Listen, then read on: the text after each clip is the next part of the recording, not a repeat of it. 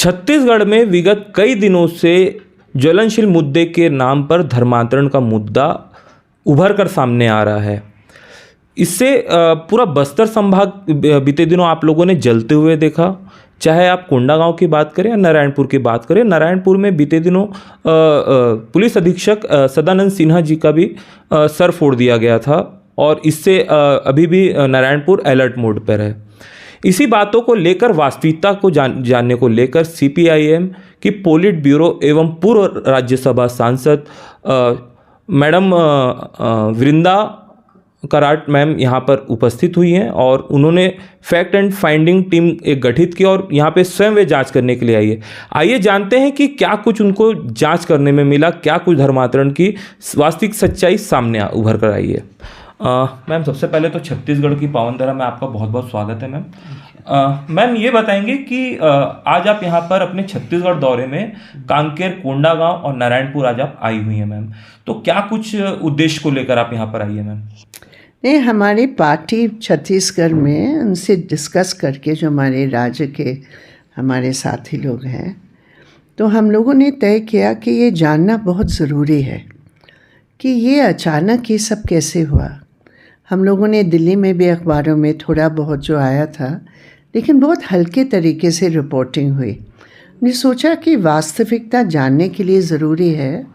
मैं खुद ही आदिवासियों के बीच काम करती हूँ और हमने देखा कि बहुत सारी जगह जहाँ संघर्ष तेज़ हो रहे हैं, वहाँ आदिवासियों के संघर्षों को कमज़ोर करने के लिए विभिन्न प्रकार के हथकंडे अपनाकर विभाजित करते हैं और उसका नतीजा ये होता है कि पूरे आदिवासी समाज ही कमज़ोर हो जाता है। तो उसमें क्या ये रोल है या क्या है जानने के लिए तो हम लोग यहाँ आए और यहाँ आकर पता चला कि ये पूरे तौर पर एंटी क्रिश्चियन के नाम पर और ज़बरदस्ती धर्मांतरण हो रहा है उसके नाम पर क्रिश्चियन आदिवासियों को, और भी लोग हैं, सिर्फ आदिवासी नहीं, लेकिन मेन क्रिश्चियन आदिवासियों को टारगेट किया जा रहा है। और सबसे जो हमें लगा यहाँ कि जिस पैमाने पर प्रताड़ित किया गया, उनको वायलेंस के शिकार बनाए गए, उनके घरों को तोड़ा, लूटा, और फिर भी सरकार की तरफ से कोई भी यहाँ नहीं आए। मतलब हमें तो बड़ी हैरानी हुई कि ये सब क्या हो रहा है छत्तीसगढ़ में। और भी जब हम लोग तय में गए तो पता चला कि ये पूरे तौर पर बीजेपी के ये खेल है। सभी जगह मैं आपको दोबारा कह रही हूँ, लोगों ने नाम ले लेकर बीजेपी की लीडरों की, लोकल लीडरों का, गांव के लीडरों के नाम लेकर उन्होंने बताया कि किस तरह मीटिंग करके आदिवासियों के एक हिस्सा को भड़काकर उन्होंने ये सब कांड करवाया। मैडम, अगर बात करें तो लगातार छत्तीसगढ़ में बीजेपी की बात करें या फिर अन्य समुदाय की बात करें तो धर्मांतरण की बात कही जाती है कि यहाँ पे बस्तर संभाग समेत पूरे छत्तीसगढ़ में धर्मांतरण बहुत तेज़ी से हो रहा है। ईसाई मिशनरी लोग धर्मांतरण ज़्यादा करवा रहे हैं, तो इसको आप किस दृष्टि से देख रहे हैं मैम, ये इसको एक्सप्लेन करेंगे? ये पूरे तौर पर एक राजनीतिक खेल है, क्योंकि जब हमने प्रशासन से बात की, हम कलेक्टर से मिले, पुलिस से मिले और भी अधिकारियों से मिले, हमने पूछा सीधा कि आपके पास ये धर्मांतरण के तहत जो ज़बरदस्ती धर्मांतरण हो रहा है उसके बारे में आपके कितने केस आए हैं। उन्होंने सबने कहा एक भी केस नहीं है, नॉट अ सिंगल केस, एक भी केस नहीं है। हमने कहा नहीं कोई शिकायत है, एक भी शिकायत नहीं है।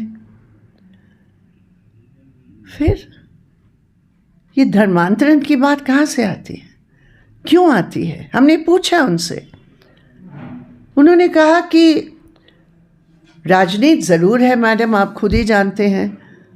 तब हम जानने का प्रयास किए और जैसे मैंने आपको कहा, ये पूरे तौर पर बीजेपी की साजिश है। इस इलाके में अधिक सीट वो हारे हैं, अभी चुनाव आने वाला है, चुनाव से पहले बीजेपी के पास पूरे देश भर में और कुछ होता ही नहीं है, सिर्फ धर्म को हथियार के रूप में इस्तेमाल करके करते हैं। यहाँ जो मुझे सबसे दुख लगा कि ये इतने क्रूर हैं कि आदिवासियों के नाम पर उन्होंने ये सारा हमला किया, जैसे कि आदिवासी नहीं चाह रहे। अरे सदियों से ये सब एक रहे हैं, एक ही परिवार का, कोई आदिवासी है, कोई क्रिश्चियन है, कोई हिंदू है, आज तक नहीं हुआ कुछ। और अचानक बीजेपी आरएसएस अपने राजनीतिक स्वार्थ को पूरा करने के लिए ये सब कुछ कर रहे हैं। मैडम अगर बात करें तो ठीक इस वर्ष शुरू होने के ही दरमियान यहाँ के नारायणपुर पुलिस अधीक्षक सदानंद जी का सर फोड़ दिया गया था और चर्च में भी अटैक किया गया। तो इसमें आपकी फैक्ट एंड फाइंडिंग टीम ने क्या सर्च किया मैम? नहीं, हम लोग गए थे, चर्च में गए थे, वहाँ सब लोगों से मिले जो वहाँ मौजूद थे और कलेक्टर से भी बातचीत हुई। मुझे लगता है उस दिन जो उन्होंने इजाज़त दी थी एक सभा करने की, जो आदिवासियों के नाम पर सभा थी, लेकिन जो नाम थे उसके, मंच का नाम आदिवासी था, लेकिन जो सारे व्यक्ति हैं वो सब बीजेपी के लीडर्स थे। ऐसे सेंसिटिव समय पर उनको इजाज़त देना कहाँ तक सही था नहीं था मैं नहीं कह सकती हूँ। ये तो सरकारी लोगों को ही देखना चाहिए कि क्या ऐसे संवेदनशील स्थिति में जहाँ चारों ओर इस प्रकार की घटनाएं घट रहे हैं, ऐसे इजाज़त देना क्या सही था, उनको ये देखना चाहिए। दूसरी बात ये है, कलेक्टर साहब ने जो हमें कहा कि ऑर्गेनाइजर्स ने हमें आश्वासन दिया हम कुछ नहीं करेंगे, हम शांतिपूर्ण तरीके से करेंगे सभा। उन्होंने विश्वास किया और सभा हुई और फिर उसका परिणाम आपने देखा कि तुरंत पूरा मॉब चर्च के ऊपर अटैक किया और उस चर्च के साथ एक स्कूल है जिसमें लगभग 1000 बच्चे पढ़ते हैं। वो बच्चों का क्या हाल होता आप सोच सकते हैं। पुलिस ने वहाँ रोका लेकिन वो मॉब वहाँ रुकी नहीं, वो मॉब दूसरे इलाके में गए। शांति नगर बोलकर एक इलाका है, बहुत नज़दीक भी नहीं है, वहाँ जाकर उन्होंने चर्च के ऊपर हमला किया।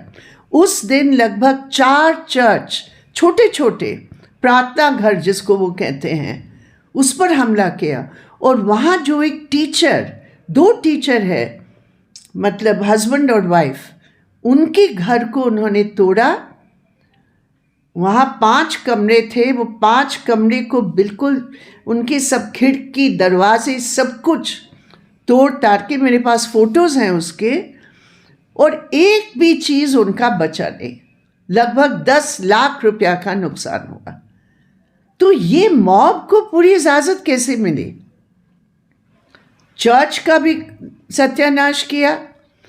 हमने देखा इसे, वो जितने वहाँ उनकी तस्वीरें थे, स्टैचूज थे, वो सब तोड़ दिया और फिर वहाँ घरों में जाकर घुसे और मारे।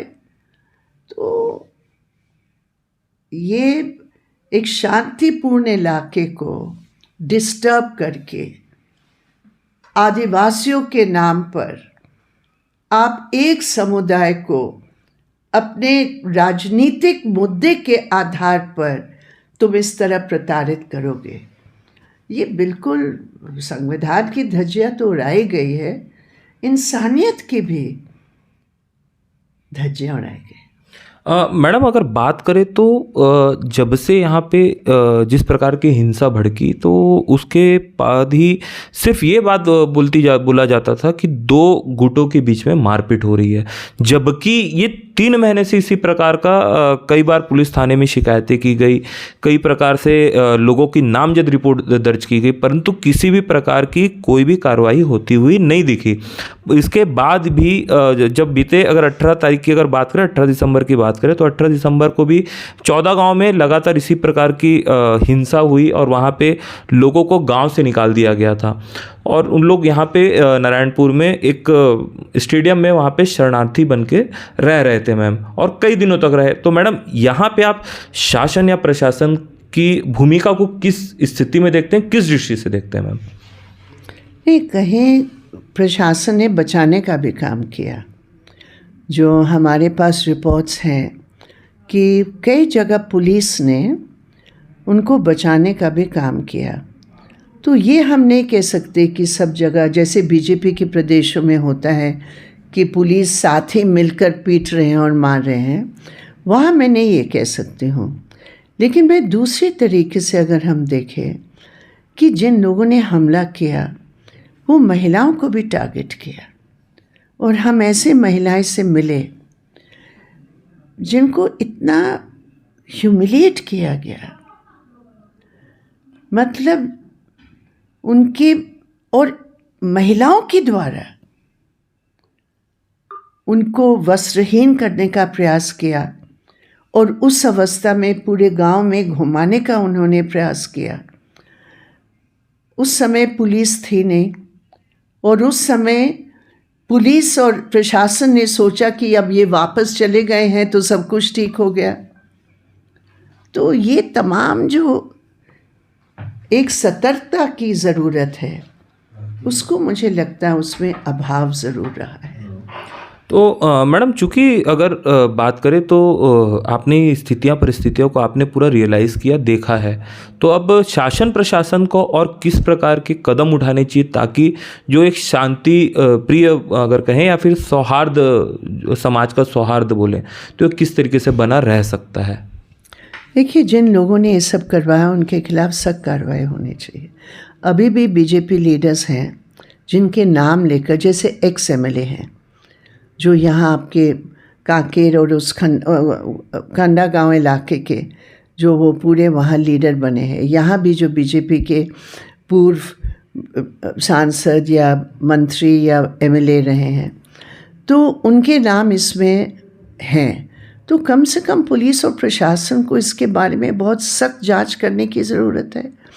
अरे हम बड़े लीडर हैं इसलिए हम जो मर्ज़ी कर सकते हैं, ये मैसेज नहीं जाना चाहिए। और सख्त कार्रवाई अगर होगी उसका बिल्कुल उसका इम्पैक्ट होगा। और अभी क्योंकि प्रशासन कुछ कार्रवाई की है, कुछ लोगों को गिरफ्तार किया है, उसका एक अच्छा असर हो रहा है।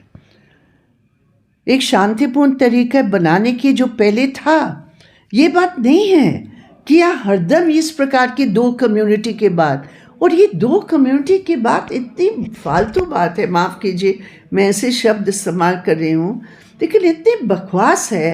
अरे दो कम्युनिटी का मतलब क्या है?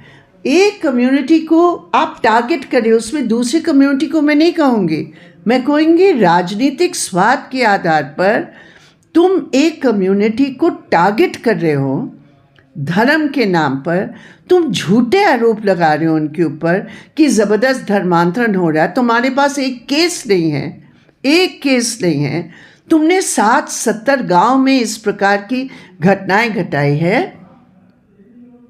और फिर ये हालत अगर बनती है कि आप दो कम्युनिटी की बात करेंगे, तो ये न्याय नहीं है। ये अन्याय को बढ़ाने के लिए, असली अपराधी को छिपाने के लिए ये एक बात बनाई जा रही है, दो कम्युनिटी।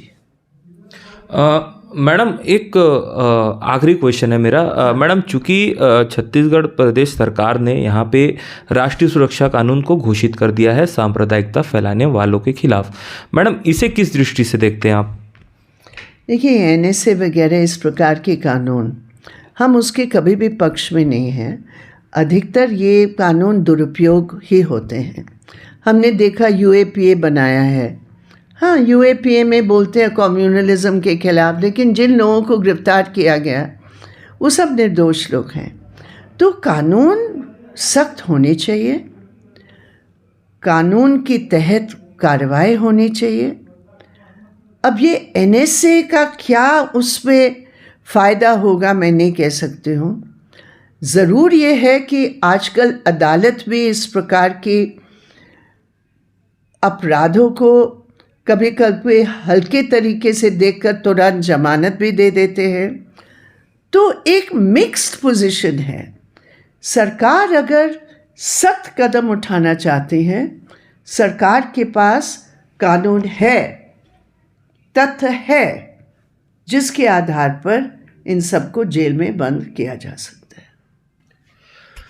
तो ये थी हमारे साथ CPIM की पोलिंग ब्यूरो की सदस्य व पूर्व राज्यसभा सांसद बिंद्रा कराड़ जी, जिन्होंने कई अहम खुलासे नारायणपुर और कोंडागांव में बीते दिनों हुई हिंसा को लेकर आज यहाँ पे किया।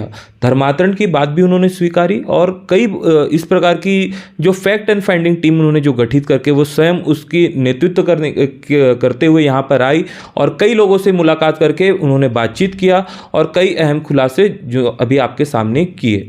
नारायणपुर से कैमरा पर्सन नरेश भीमगज के साथ रवि कुमार सोनकर।